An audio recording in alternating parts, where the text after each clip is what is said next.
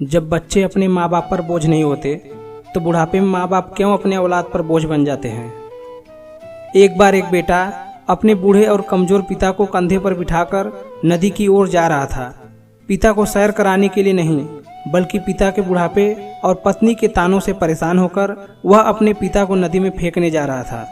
पिताजी भी इस बात से परिचित थे कि बेटा क्या करने वाला है।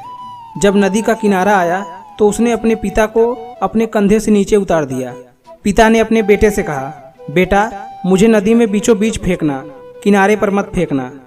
बेटा आश्चर्यचकित होकर पिता को देखने लगा और पिता से पूछने लगा, क्यों बीचों बीच, क्यों किनारे पर क्यों नहीं। पिता ने कहा कि मैंने भी अपने पिता को नदी के बीचों बीच ही फेंका था। इतना सुनते ही बेटा रो पड़ा और अपने पिता को फिर से कंधे पर बिठाकर अपने घर की ओर चल पड़ा कि मेरे पिता ने अपने पिता को नदी में फेंका था, इसलिए मैं भी उनको नदी में फेंकने के लिए आ गया। और अगर आज मैं अपने पिता को नदी में फेंक दूंगा तो कल मेरा बेटा मुझे नदी में फेंक देगा। दोस्तों, कहानी काल्पनिक जरूर है लेकिन शिक्षाप्रद है। हम जैसा बीज बोएंगे वैसा ही फल काटेंगे, जैसी करनी वैसी भरनी। माता पिता बोझ नहीं होते बल्कि बच्चे उन्हें बोझ समझते हैं।